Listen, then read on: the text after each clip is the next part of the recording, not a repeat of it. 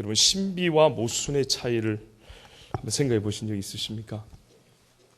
우리가 아우 신비롭다, 그리고 모순 아시죠? 모순, 앞뒤가 안 맞는다, 이런 말입니다. 그러니까 다 뚫을 수 있는 창하고 다 막을 수 있는 방패하고 둘이 이렇게 부딪히면 뭐가 이기냐, 이게 모순입니다. 창모의 방패 순자. 앞뒤가 서로 부딪혀서 말이 안 되는 게 모순이라고 그럽니다. 자, 신비하고 모순, 무슨 차이가 있을까요? 사전을 찾아보시면 쉽겠지만 제가 지난주부터 좀 짧지 않습니까? 그래서 오늘 시간을 또 절약하기 위해서 좀 짧게 하게 되겠습니다. 제 정의에 따르면 신비와 모순은 공통적인 게 있습니다. 공통적인 게 뭐냐면 이해가 안 된다는 겁니다. 이해가 안 된다는 게 공통적인데, 모순은 그게 나를 이해를 못 시켜요. 내 작은 머리마저도 이해를 못 시킬 정도로 조잡한 거예요.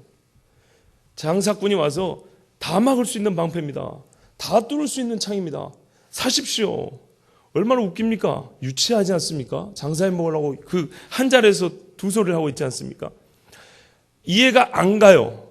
그러니까 내 속에 이해가 안 돼 있는 겁니다. 이게 정리가 안 되는데 왜 안 되냐? 모순은 그것이 너무 조잡하고 유치해서 나 같은 사람도 이해를 못 시키는 거예요. 그게 나보다 수준이 너무 낮아서.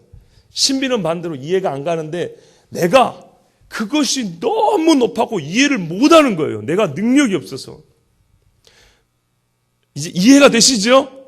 예, 제 말은 신비롭지가 않습니다. 평범한 언어들입니다. 그냥 신비는 내가 무언가 대상이 있는데 그거를 내가 이해할 만한 능력이 나에게 없습니다.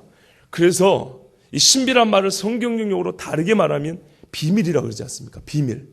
예수 그리스도를 눈앞에 두고도 사람이 자기 지혜로는 하나님의 지혜를 알지 못하여 예수 그리스도 구원의 비밀을, 그 신비의 사건을, 십자가를 눈앞에 보고도 남은 구원하는 놈이 자기는 구원을 못해 이러면서 비웃기 일수지, 사람이 그 십자가를 보고 그 안에 감춰져 있는 하나님의 구원의 신비와 비밀을 얻을 수가 없다는 말입니다. 이게 사람의 한계입니다. 이게 자연인의 한계입니다. 성령이 함께하지 않는 자연인은 아무리 성경을 보고 아무리 십자가를 봐도 모순으로 보일 뿐입니다. 조금 더 나은 사람은 신비로 보이죠. 신비로 보이면 사람은 어떻게 하면 겸손해집니다. 자기의 부족함을 알기 때문에. 그러면 하나님의 은혜가 그를 감싸서 그에게 어떻게 하나님을 아는 지혜와 지식을 충만하게 해줍니다. 지혜와 지식이라는 말이 나와서 오늘 본문에도 나오는데요. 그러면 성경에서 말하는 지혜와 지식은 무엇일까요? 역시 시간을 아끼기 위해서 제가 말씀해 드리겠습니다. 우리가 지식은 암입니다. 무엇인가를 아는 것입니다. 지혜는 그 아는 것을 통해서 우리가 응용하는 것입니다. 알미 있어야, 소위 말해서 수능도요, 응용 문제가 많은데 흔히 말하는 스키마, 배경 지식이 있어야 됩니다. 더하기, 빼기, 나누기, 곱셈을 할 줄 알아야 그걸 응용해 놓으면 풀기라도 하죠. 기본 정보를 모르고 기본 지식이 없으면 응용이 불가능합니다. 나무가 물에 뜨는 줄 알아야 그걸 갖고 배를 만들든지 뭘 만들든지 할 것 아닙니까? 지식이 있고 지식을 응용할 줄 아는 이 순발력, 이걸 보통 지혜라고 그럽니다. 그걸 가지고 지식을 어떻게 요리하느냐에 따라서 지혜롭다, 그렇게 말합니다. 그런데 이 지혜와 지식은 이런 차이가 있지만은 공통점이 있습니다. 뭐냐면요, 지혜와 지식은 시간 안에 있다는 겁니다. 시간이 흐를수록 대개의 경우입니다. 병이 걸렸거나 조금 혼수 상태로 빠졌거나 이런 게 아니라 보통 일반인의 얘기입니다. 일반적으로 지혜와 지식은 시간이 흐를수록 양이 많아집니다. 그렇죠. 어릴 때보다 나이가 들수록 아는 게 많아집니다. 아는 게 많아지면서 거기에 지혜가 더하여 응용력도 아주 이렇게 수준이 높아집니다. 그래서 지혜는 어른한테 묻는 거라고 그랬습니다. 애들한테 묻는 게 아니고. 그런데 요즘에 거꾸로 된 게 있습니다. 지식을 너무 현대적인 정보에만 의지하다 보니까 어른들 스스로 어떻게 해요? 자기를 쓸모없게 만들어버렸어요.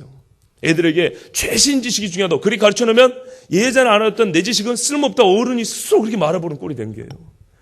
참 안타깝습니다만 어쨌든 지혜와 지식은 시간이 흐를수록, 경험이 많을수록, 배움이 많을수록 분량이 늘어나는 겁니다. 자, 이런 식의 지혜와 지식의 이해를 가지고 하나님을 딱 비춰보면요, 말이 될까요, 안 될까요? 잠언의 여호와는 지혜와 지식의 근본이라고 그랬고요. 사람이 자기 지혜로 하나님의 지혜를 알 수 없다고 그랬는데, 이런 지혜와 지식에 대한 개념 정리로 성경을 그렇게 쳐다보면 이게 풀어질까요? 안 풀어질까요? 안 풀어지는 거예요. 무슨 말이냐? 지혜와 지식을 그런 식으로 본다는 건 처음에는 부족했는데 채워진다는 말이거든요. 시간이 갈수록 늘어난다는 말입니다. 시간이 갈수록 깊어진다는 말입니다. 그걸 그대로 하나님 앞에 적용해 보세요. 하나님은 다 알지 못하는 분인데, 하나님은 지식이 부족한데 시간이 갈수록 지식이 더 많아지고, 시간이 갈수록 인간과 교제하면서 지혜도 더 풍성해지고, 무슨 말이에요? 하나님은 전지한 분이 아니라는 말이 되는 것입니다.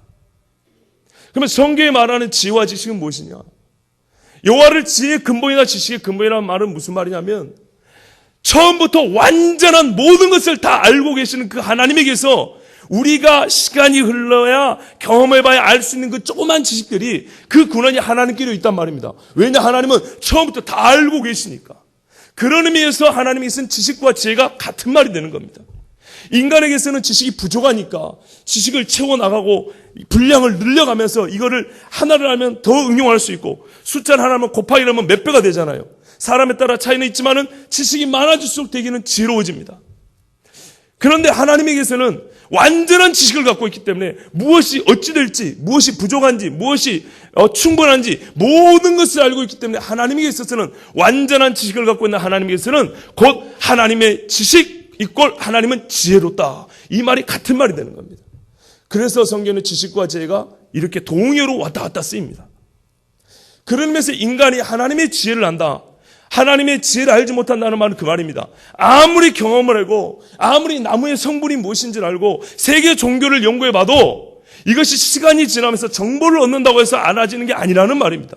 구원의 신비, 십자가의 신비는 태초부터 하나님이 계획하셨던, 인간이 존재하기 전부터 하나님이 자기 스스로 삼위일체 안에서 피조물과 상관없이 계획하셨던 그 지식, 그 모든 것을 꿰뚫어 보고 계획하셨던 그 지혜와 지식은 인간이 시간이 흐른다고, 인간이 철학을 공부하고 신에 대해서 연구한다고 해서 밝혀지는 게 아니라는 말입니다. 이것이 무슨 말입니까? 그래서 하나님이 말하는 그 지혜와 지식은 계시의 정신, 성령의 계시로 말미암아 우리가 알 수 있다는 그런 말입니다. 여러분 믿으십니까? 그래서 성령이 열어주시고, 성령이 이걸 활짝 열어주시면 시간이 흐르지 않아도 단방에 주여 누구십니까? 나는 네가 빛바라는 예수라, 이 한마디, 이게 확 열리는 것입니다. 우리가 예수를 믿을 때 아무리 많이 들어도 이해가 안 됐어요. 모순이라는 거예요. 십자가 모순이라고 했습니다. 헬라어는 어리석게 보이는 것이죠. 왜요? 신은 그 자체, 신이란 말 자체가 불사가 들어있는 겁니다. 불사, 죽지 않는다. 근데 신이 죽다니요. 이런 어리석은 게 어디 있습니까? 아무리 신화를 꾸며대도 이렇게 멍청하게 꾸밀 수가 있습니까? 헬라인에게 어리석게 보입니다. 유대인에게는 거리끼입니다. 신명기에 나무에 달린 자마다 저주를 받았다는데, 아니 이왕이면 꾸며대려면 나무에 안 달린 사람을 갖다 꾸며댈 것이지, 나무에 달린 사람을 갖다 꾸며대니까 얼마나 어리석게 보입니까? 아니 거리끼게 보입니까? 저주받은 자를 어떻게 하나님이라 할 수 있겠습니까? 이게 사람의 지혜입니다. 그런데 성령께서 임하였더니, 그 다락방에서 기도했던 사람들, 성령이 임하였더니 베드로가 증거할 때 예수님 공생이 3년을 먹어도 깨닫지 못한다는, 순식간에 형제들아 우리가 어찌해야 구원을 받을 수 있을까? 우리가 어찌할고 가슴을 치는 역사가 납니다. 이 지식이 시간을 초월해서 단방에 성령의 계시의 정신이 우리에게 비춰집니다. 이게 하나님이 말씀하신 지혜와 지식입니다. 그래서 우리가 가끔 어떤 분들이 이제 목회자를 보고 지식적이라고 하는데, 성경은 지식적입니다. 말씀에 내용이 있다는 말입니다. 지식적이란 말은. 그런데 뒤에다가 강조를 하면 믿음이 없이 이 하나님의 지혜가 아닌 인간적인 지혜와 지식을 강조한다는 말이죠. 지식적이다, 이런 경우에 이 적이다에 강조를 하면 이런 식의 성경적 지혜와 지식의 그런 개념이 아니라, 많이 배워가지고 어떤 분이 이런 표현을 하더라고요. 어떤 목사님이 우리 교회 왔는데 실력발휘 하느라고 애쓰더만, 이런 표현을 해요. 어떤 여자 집사님이 뭐라 그러냐면요, 강사로 자기 교회 오신 목사님이 자기 많이 안다고 실력 발휘하느라고 애쓰더라, 저한테 그러는 거예요. 성도들이 다 안다는 말이죠. 그게 바로 지식적이라는 겁니다. 성경은 지식입니다. 하나님은 지식이 하나님입니다. 그러나 제가 지금 말씀드린 대로 이런 성경적 지식이 아니고 세상적 지식을 가지고, 세상적으로 지식을 쌓는 이런 방법을 가지고 조금 더 알고 조금 더 이렇게 말하면 이거야말로 진짜로 죽어있는 지식적이 되는 것입니다. 오늘 본문에 보면요, 그래서 이런 하나님의 지식과 지혜가 그리스도 예수라는 지식과 하나님의 구원의 신비를 아는 지혜가 오늘 우리에게 성령의 감동으로 말미암아 계시의 정신으로 말미암아 우리에게 주어졌는데, 이게 이제 신비인데 우리에게는 그 신비가, 그 비밀이 드러나서 밝히 보였단 말입니다. 그런데 그 신비와 비밀의 중심에 무엇이 있냐면 바로 예수 그리스도의 십자가가 있습니다.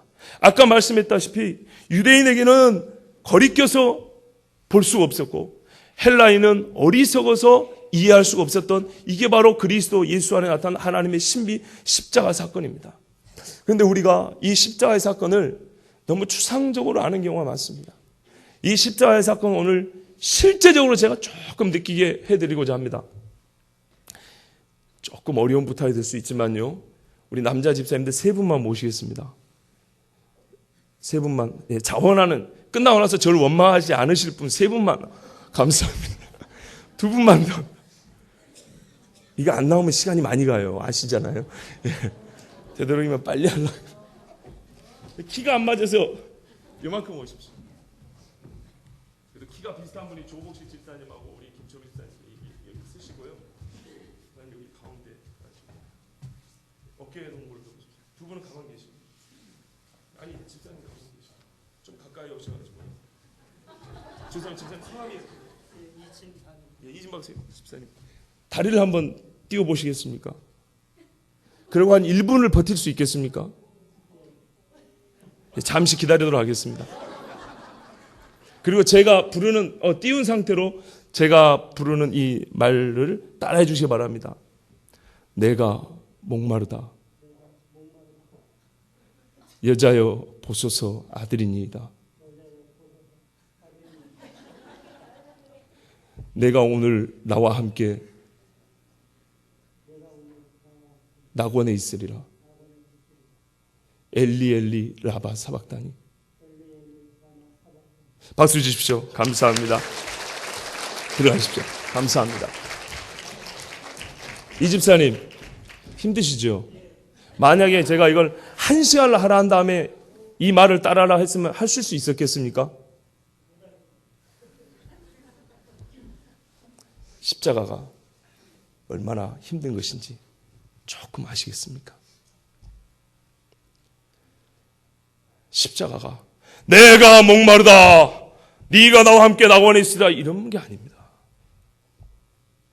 다리를 꺾어서 죽게 했습니다. 왜냐면요, 창을 안 치고 다리만 꺾어도 다리뼈만 불라져도 죽게 될 수밖에 없는 게 십자가의 고통입니다. 다리를 꼬은 상태로 이렇게 해가지고 이렇게 늘어뜨렸는데 얼마나 힘드냐면 복숭아 뼈를 못으로 관통을 시킵니다. 그렇게 뚫어놨는데 신경과 뼈를 뚫었기 때문에 얼마나 아프냐면, 혹자는 말하기를 십자가는 조금만 견뎌봐, 1분만 참어, 이런 말을 하는 게 무례할 정도로 고통스럽다고 했어요. 참으란 말이 결코 어울리지 않는 게 십자가라고 했어요.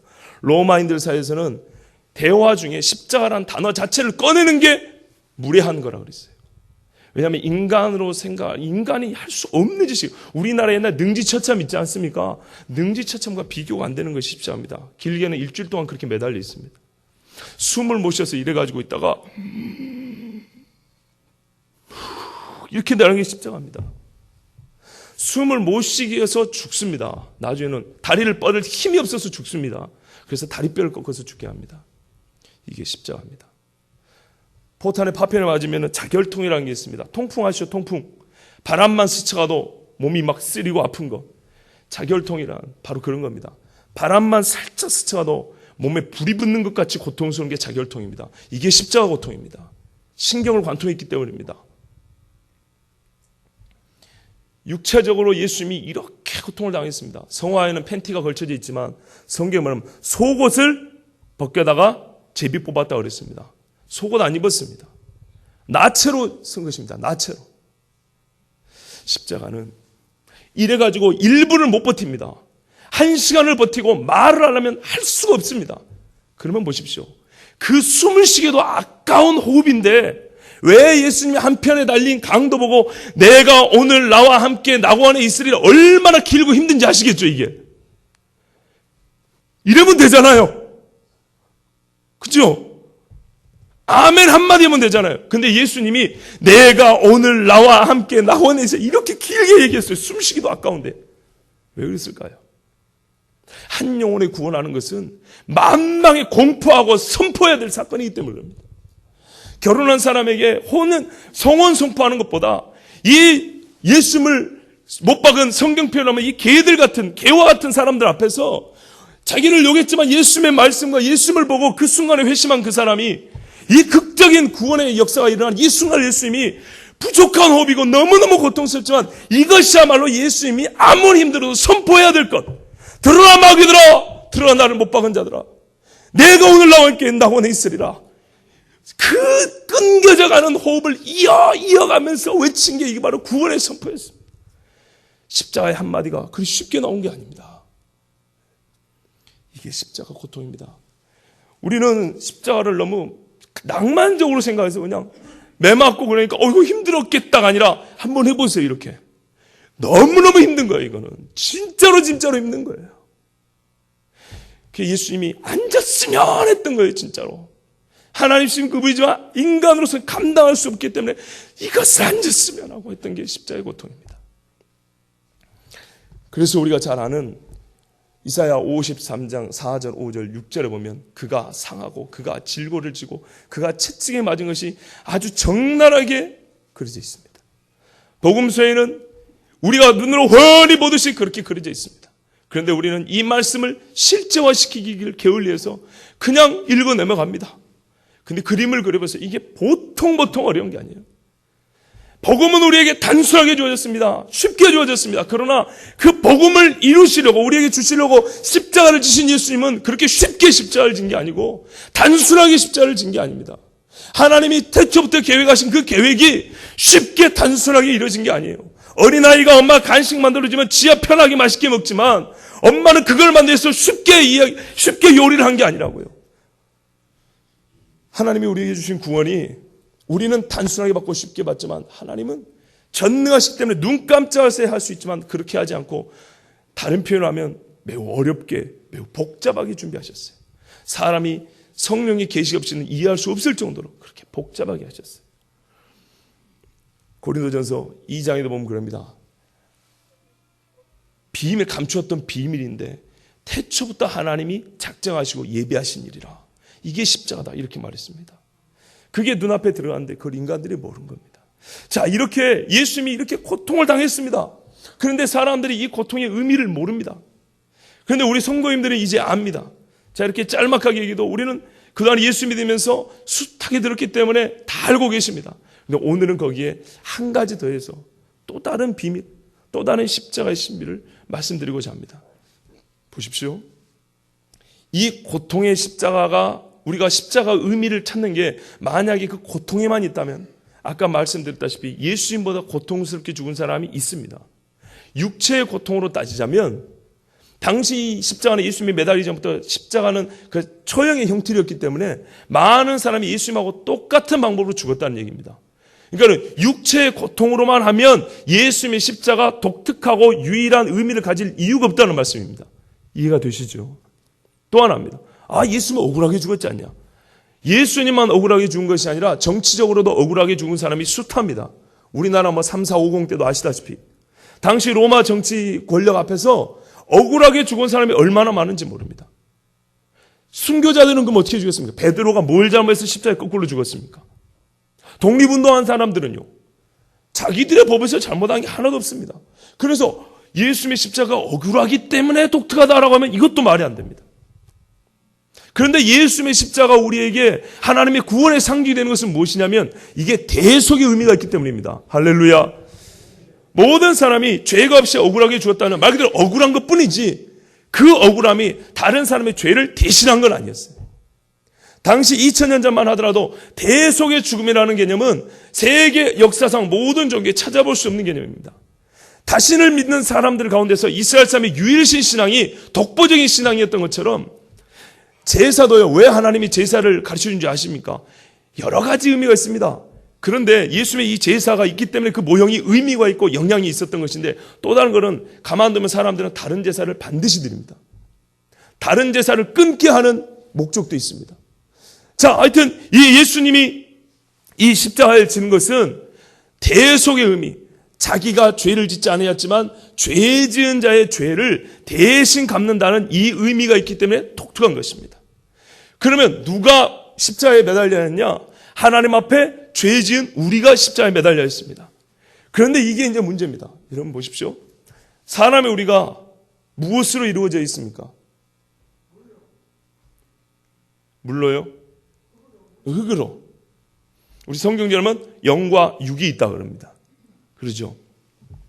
사람이 때로는 영과 혼과 육이라 그러고 이제 크게 나누면 영육이 이렇게 영육으로 이루어졌다 그랬습니다. 그래서 우리가 죽으면 육체는 죽어도 영혼은 하나님 앞에 간다 그럽니다. 육체로 범죄한 것이 영혼에 영향을 미치고 영적으로 죽은 사람은 육도 병듭니다. 이게 뭐냐면 전인격이라고 합니다. 영육 일원체라고 합니다. 영과 육이 따로 놀지 않습니다. 그렇죠? 맞습니까? 육체가 범죄했는데 우리 영혼은 지옥 가거나 천국 갑니다. 왜냐하면 육체가 범죄했지만 이거는 영혼이 같이 갔기 때문에 이게 내 거지 누구 겁니까? 납니다, 나. 내 영혼은 한인관이고요. 내 육체는 한인관입니다. 제 말도 한인관입니다. 귀속지가 없어요. 터미널, 버스 도착지가 어디냐고요. 나에게서 나간 모든 말의 도착지는 접니다. 책임은 제가 지는 겁니다. 내 영혼은 납니다. 정체성이 뭐냐면 한인관입니다. 우리가 한 모든 말이 우리가 영혼으로 하나님 앞인데 왜 상을 받습니까? 내가 몸으로 땀을 흘렸는데. 영육이 분리되어 있지 않습니다. 그렇죠? 이제 좀 어렵습니까? 여러분 어렵지 않습니다. 잘 보세요. 우리가 평상시 하는 얘기예요. 영이 병들어서 그래. 그러잖아요. 그죠?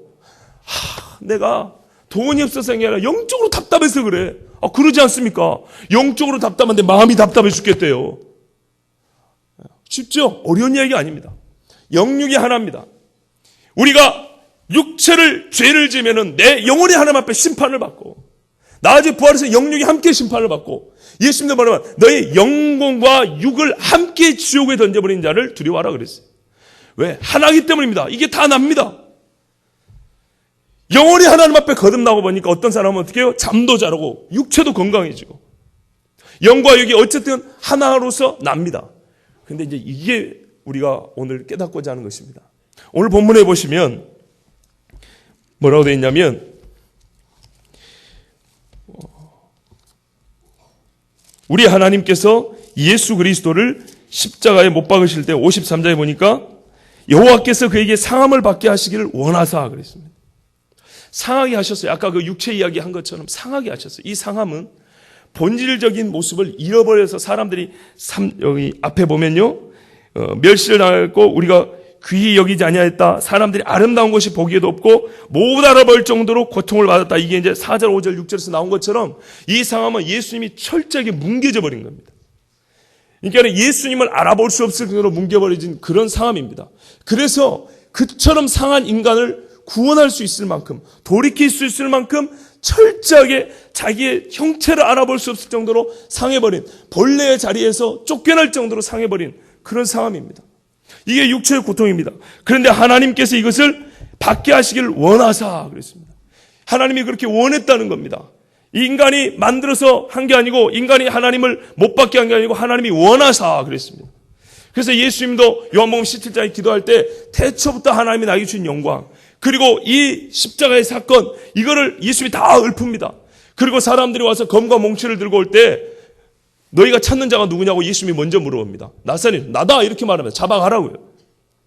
여러분 예수님의 재판 과정을 보면 참 재밌는 게 있습니다. 유대인들은 예수님을 죽이고 싶으나 못 죽입니다. 권한이 없고 빌라도는 예수님을 살리고 싶으나 백성이 무서워서 못 살립니다. 힘 있는 양대 세력이 만났으나 서로의 뜻을 못 이룹니다. 그렇죠? 아주 재밌습니다. 그런데 예수님이요 자기를 내어주지 않았다면 그 둘 중에 어떤 사람도 자기 뜻을 못 이룹니다.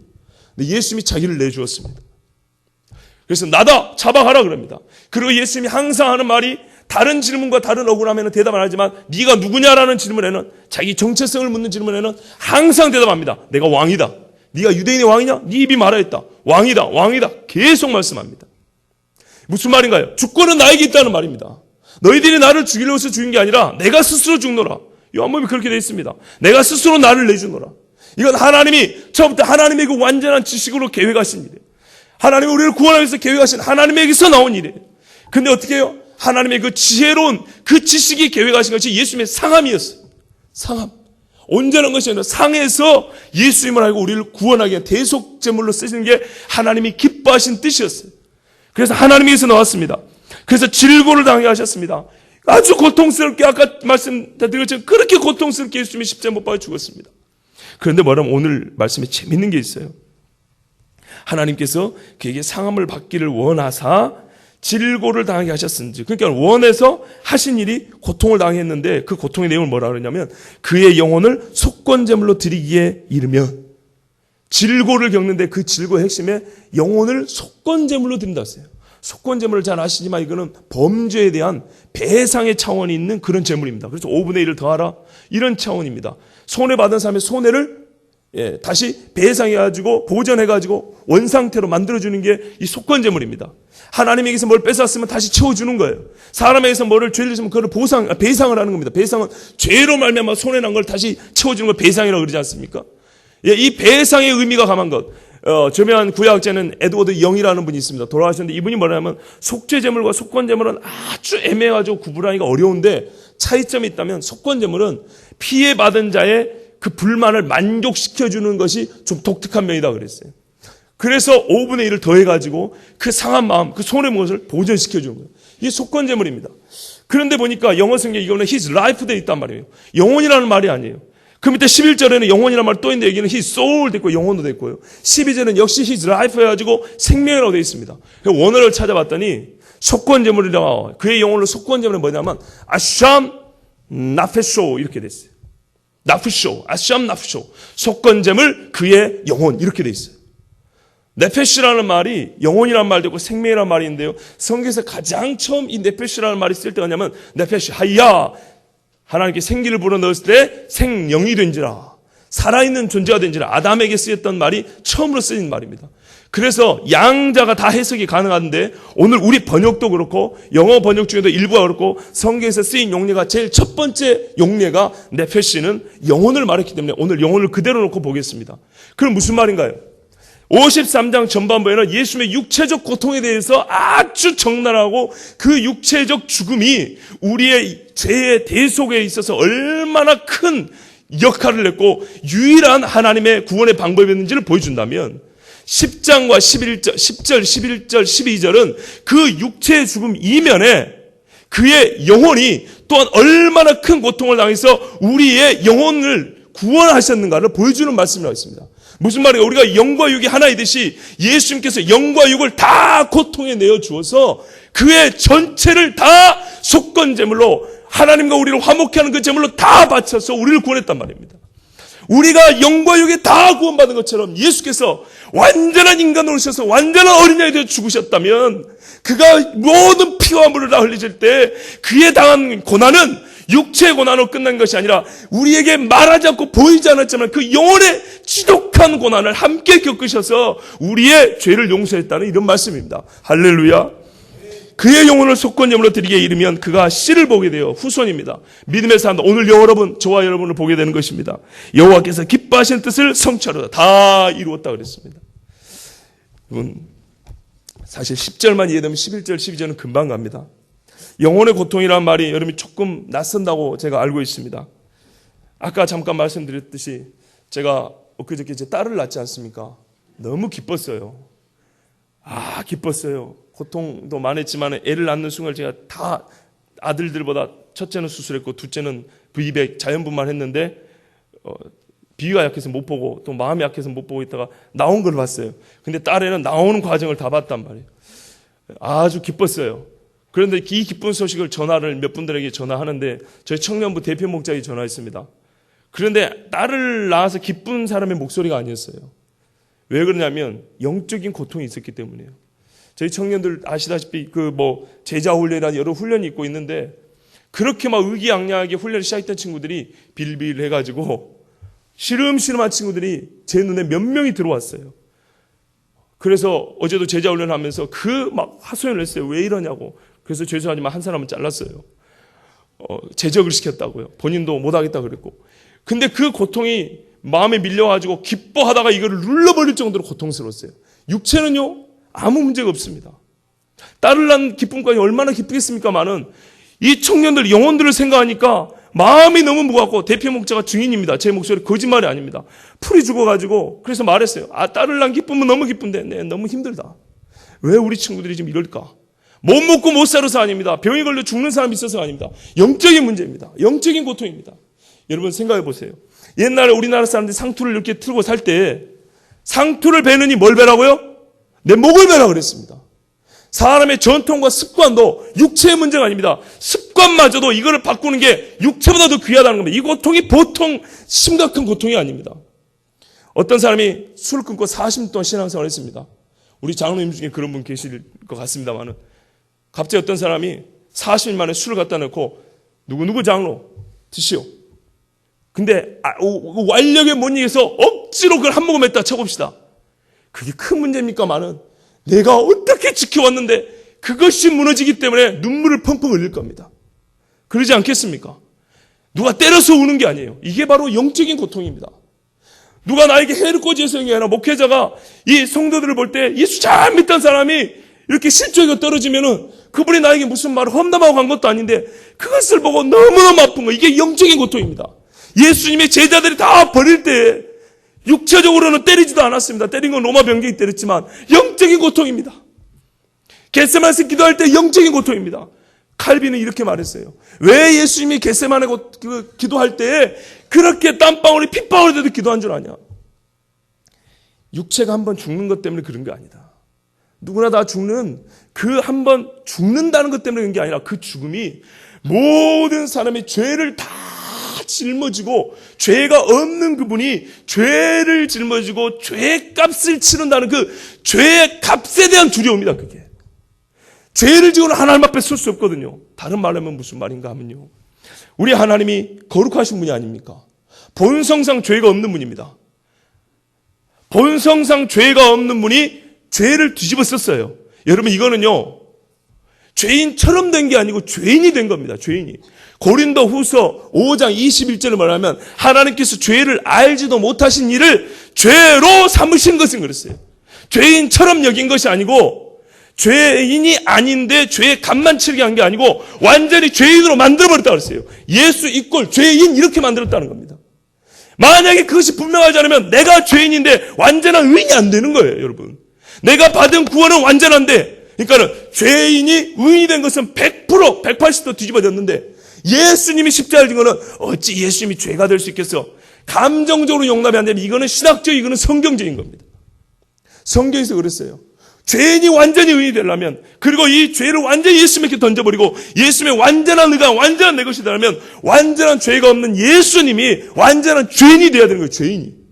그러니 예수님이 이게 사람이 그게 눈에 보입니까? 이 영적인 고통이 얼마나 크겠습니까? 단순한 억울함이 아닙니다. 예수님의 본성과 배치되는 거예요. 본성적으로 본체 존재 방식이 영으로 계신 분이 육체를 입는다는 것 자체가 헬라 사람들 이해가 안 되는 것처럼 그런데 불사요 죄가 없는 하나님이 거룩하신 분이 죄인 취급이 아닙니다. 말은 분명히 죄인 취급이 아니고 죄인이 되신 거예요. 죄인이 되어서 죄인이기 때문에 마땅히 죽어야 되는 겁니다. 하나님이 왜 버리셨을까요? 죄인이니까 버립니다. 죄인은 하나님 앞에 버림받는 것입니다. 그러니 이 고통이 얼마나 크냐. 여러분 삼위일체 아시죠? 삼위일체 하나님은 분리가 없습니다. 분리되지 않습니다. 영원부터 분리되지 않는 게 삼위일체입니다. 성삼위일체 하나님은 절대 분리되지 않습니다. 그런데 분리되지 않는 게 하나님입니다. 분리되면 하나님이 아닙니다. 그런데 분리를 되지 않았으면서도 분리의 고통을 체험하는 것이 십자가입니다. 이거 우리 사람이 안 잘 모릅니다. 그러니까는요, 자식만 떼어도 얼마나 마음이 아픕니까? 그죠? 마음으로 연결되어 있는데도 육체만 때려도 그렇게 마음이 아픈 거예요. 이래서 신비라는 겁니다. 여러분. 예수님이 성삼일체 하나님이기 때문에 사과를 세 조각 나눠가지고 하나 띄워놓듯이 그렇게 분리된 게 아니에요. 육체를 입고 왔다고 해서 3분의 1은 하늘에 계시고 3분의 1은 땅에 있었던 게 아니에요. 육체를 입고 오셨지만 하나님이 영으로 가시는 분이라 천지 만물을 처음부터 끝까지 함께 삼일체 분리되지 않고 쭉 가는 겁니다. 이게 신학적 용어로는 엑스트라 칼빈스티쿰이라고 합니다. 육체로 오셨지만 그의 창조주의 능력과 본성은 삼위일체 존재 방식은 깨지 않았다는 겁니다. 계속 가는 겁니다. 그런데 그분이 하나님이신데 그 하나님이 삼위일체가 함께 계시면서 어떻게 해요? 분리되는 경험을 동시에 경험하는 거예요. 하나이면서 분리되는 경험. 분리가 안 되는 게 본체 하나님인데 하나님의 본성과 존재 방식과 다른 체험이에요. 이 고통은 우리의 사람의 생각으로 불가능한 겁니다. 아주 착한 사람이 아주 악한 사람에게 억울한 일을 당한 것과는 비교가 안 되는 겁니다. 그러니 이 영적 고통이 얼마나 심한 것인지 우리가 이해를 못합니다. 그런데 이 고통이 있어야, 이 고통을 사람이 알지 못하지만 하나님이 이 고통을 반드시 치러야 우리 영혼과 우리의 육체를 다 함께 구원한다는 것입니다. 이게 성경이 우리에게 보여주시는 것입니다. 성경이. 사순절 되면 슬픈 영상이라 또는 뭐 감상이 되자고 아팠겠다 아닙니다. 그리스도인은 그것만 보면 안 되는 거예요.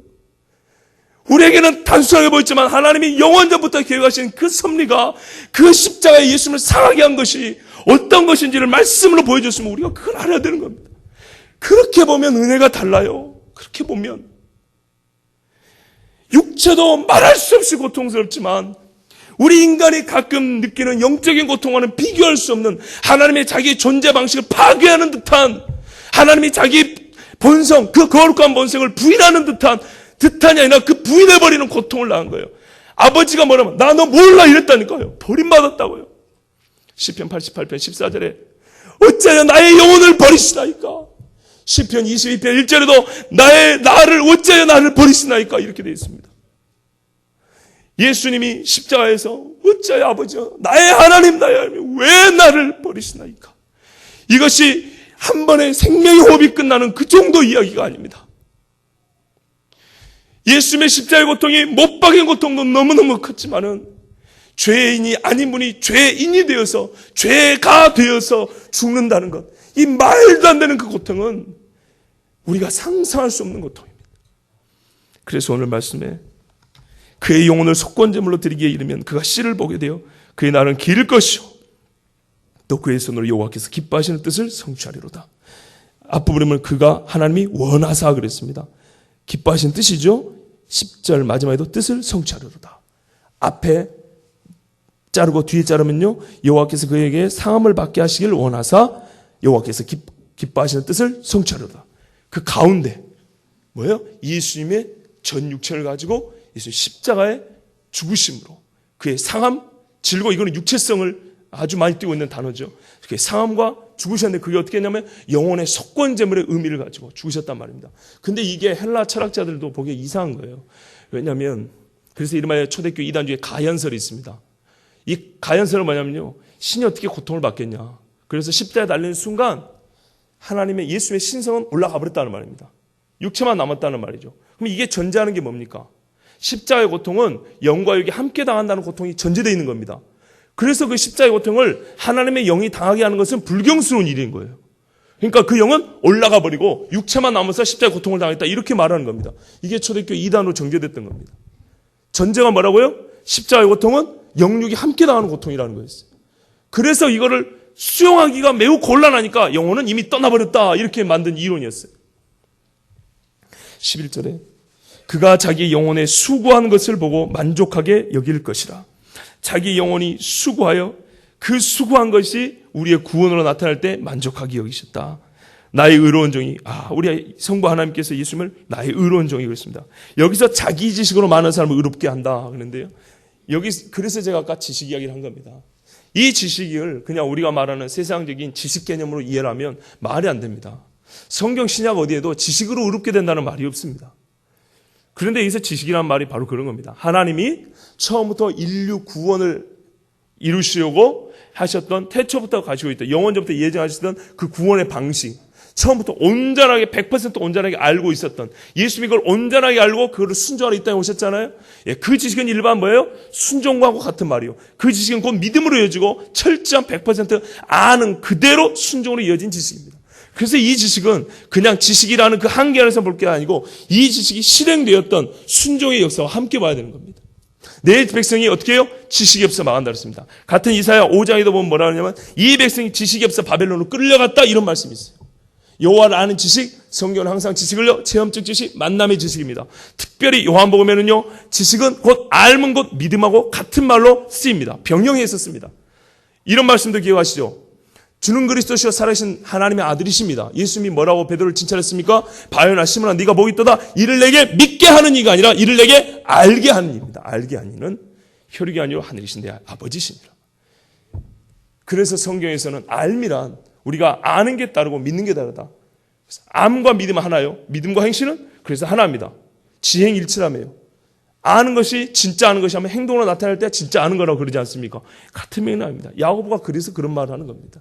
믿음 따로 행동 따로가 아니라 예수 그리스도께서 자기 지식으로 어떻게 하면 구원에 이르는지 내가 무엇을 하는지 다 아는 그것을 순종하여 많은 사람을 십자가에 죽으심으로 그를 믿는 자를 의롭게 하셨다는 겁니다. 그러니까 이 안에 들어있는 풍부한 하나님의 그런 말씀을 알아야지 이 말씀이 이해가 됩니다. 그냥 지식하면 이상하다. 다른 데는 믿음 어쩌고 다른 데는 뭐라 그러더니 이렇게 되는 겁니다. 또 그들의 죄악을 친히 담당하리로다. 12절에 그러므로 내가 그에게 존귀한 자와 함께 몫을 받게 하며 강한 자와 함께 탈취한 것을 나누게 하리니 마귀가 잡고 있던 것을 뜯어와서 뺏어와서 어떻게 해요? 자기의 것으로 삼습니다. 본질상 진노의 자녀이더니 우리가 하나님의 자녀라는 말은 두 가지 의미가 있습니다. 피조물로서 하나님의 자녀라는 말은 맞는데 불신자에게 당신도 하나님의 자녀라는 말을 영적인 의미에서 쓰면 이건 잘못입니다. 왜냐하면 성경은 믿는 자는 하나님의 자녀가 된다고 그랬습니다. 그래서 성경은 믿지 않는 자는 본질상 진노의 자녀라고 그랬고 너희는 거짓말하는 자녀 너희 아비는 마귀라고 그랬습니다. 그런데 우리가 그냥 호의를 베푼다고 당신도 하나님의 자녀입니다. 하나님의 자녀입니다. 이렇게 해버리면 내가 하나님 되는 꼴입니다. 피조물의 입장에서 하나님의 자녀라는 말은 일응 이해가 되고 맞는 말이지만 영적으로 당시 구원받았습니다 하는 말과 오해 소지가 많은데 하나님의 자녀입니다. 이렇게 해버리면 상당히 곤란합니다. 예수님 뭐라고 했습니까? 강한 자가 무언가를 붙들고 있으면 더 강한 자가 와서 그 강한 자를 결박한 후에야 그 집을 늑탈해서 뭘 뺏어가든지 말든지 한다고 그랬습니다. 강한 마귀가 우리의 인간의 영혼을 움켜쥐고 있습니다. 아버지라고 그랬습니다. 아비노르스라는 거 예수 없는 사람은 마귀가 아비노르. 근데 예수 그리스도를 믿으면 어떻게 해요? 하나님이 우리의 아버지가 되셔서 예수 그리스도를 만왕의 왕으로 그의 백성이 되셔 왕이 와서 뺏어갑니다. 내 백성을 내놔라. 그래서 그의 죽음이 이 속건 제물이 그의 영혼을 버려 사망에 이르게 한 이 대속의 제사가 예수 그리스도로 말미암아 지극히 자기를 낮춰서 인간의 손에 의해서 죽임을 당했지만 히브리서 2장에는 뭐라면 그가 잠시 천사보다 못하게 된 것은 예수님의 죽음을 히브리 기자는 뭐라냐면요 천사보다 못하게 됐다 그랬어요. 천사보다. 그러니까 우리가 복음서는 스토리 중심이지만 이 스토리 안에 나타나는 그 이면의 숨은 뜻을 알았던 초대교회 사도들은요 이 복음서의 해석이 아주 깊었어요. 예수님의 십자가 지금 뭐냐면 천사보다 못하게 된 거라 그랬어요. 영으로 이렇게 존재하는 그 영적인 존재들보다 더 못하게 된 것이 십자가의 죽음이라고 그랬어요. 왜냐하면 천사는 그 영혼이 죽음을 경험하지는 않아요.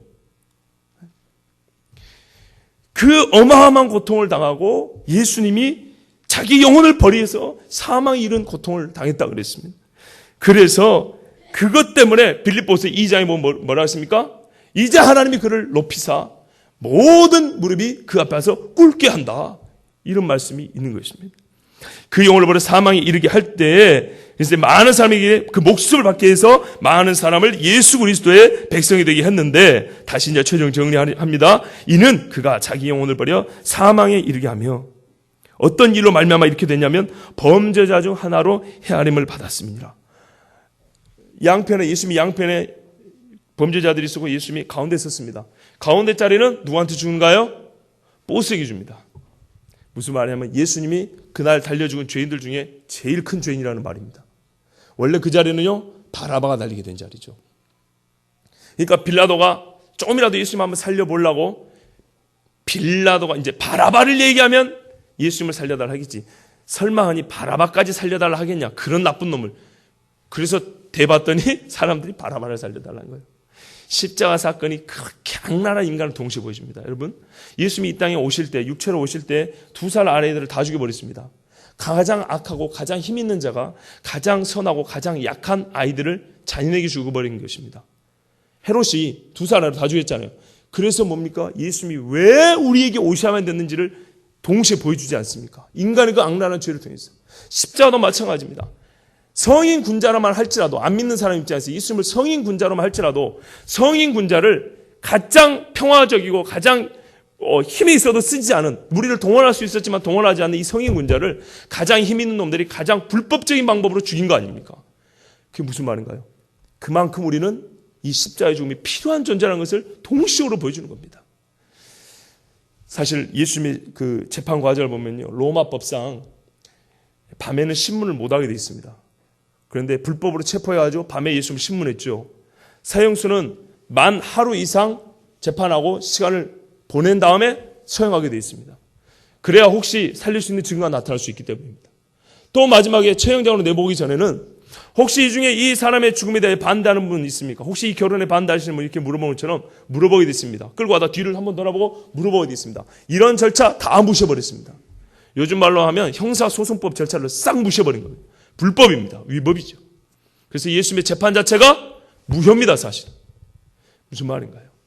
인간의 불법됨과 인간의 악함을 예수님의 재판은 동시적으로 보여주면서 예수님의 완전한 순전함과 의로움을 보여줬다는 말씀입니다. 그렇게 의로운 분이 죽었다는 말은 죄가 됐다는 말이죠. 예. 이 동시에 이렇게 나타납니다. 그래서 재판 과정에 나타나는 게 뭡니까? 빌라도가 죄가 없다, 그러나 죄인으로 못 박아라. 동시적으로 이 말이 나타나지 않습니까? 예수님의 이 두 가지 정체성을 말합니다. 본인은 죄 지은 게 없지만 인간의 죄를 짊어졌기 때문에 그때부터 이 예수는 죄인이라는 게 이 두 가지가 동시적으로 선포되기 위하여 하나의 재판 과정도 필요한 겁니다. 말씀드렸다시피 우리에게 주어진 구원은, 복음은 단순하고 명료하지만 이 과정을 하나님은요 빼놓지 않습니다. 하나님은 생략하는 분이 아니에요. 아주 우리 인간이 이야기는 복잡하지만 하나님은 지킬 걸 다 지키면서 그렇게 십자가를 지게 하셨습니다. 그래서 그가 많은 사람의 죄를 담당하였고 범죄자를 위하여 기도하였느니라. 아버지여 저들을 용서하소서, 저들이 하는 짓을 알지 못하나이다. 이렇게 말씀했습니다. 짧게 한다고 해놓고도 이렇게 길었습니다. 이렇게 말이 빠른데도 좀 길었습니다. 그러나 여러분 제 마음을 아시겠습니까? 우리 예수님의 은혜가 나에게 온전해지려면 내가 얼마나 죄인지를 알아야 됩니다. 또한 예수님이 십자가를 묵상하는 이 한 주간에 우리가 예수님의 십자가에 대해서 피상적이 아니라 진짜로 정당하고 리얼하게 우리가 볼 수 있어야 되고, 보이는 것과 보이지 않는 것, 그러니까는 보이는 육체의 죽음을 영적으로 해석하는 것이 아니라 영적으로 해석해서 은혜를 받는 건 당연하죠. 당연한데 진짜 영적인 고통 자체가 우리에게 보여져야 된다는 것입니다. 육체의 고통을 육체로만 보는 사람은 진짜 예수님이 없는 사람이고, 육체의 고통을 영적으로 해석하고 영적으로 받아들일 수 있는 사람, 복받은 사람인데, 진짜로 영으로 고통하신 분, 영적으로 하나님 앞에 그 고통을 당하면서 버림받고 분리받는 체험, 그 고통을 받으면서 죄인이 아니면 죄가 되시면서 죽은 그 영적 고통 그 자체를 느낀다면, 그 자체를 우리가 체험한다면 우리가 받은 하나님의 사랑이 얼마나 크고 이 보배를 질그릇에 담았다는 이 말씀이 얼마나 우리에게 정말 가슴 깊이 들어오겠습니까? 예수 그리스도의 죽음이 얼마나 보배로 우리에게 다가오겠습니까? 할렐루야. 이 십자가의 죽음이, 예수 그리스도의 이 영혼의 고통이, 이 육체의 상함이 이 한 주간 동안 우리의 생명이 근원되고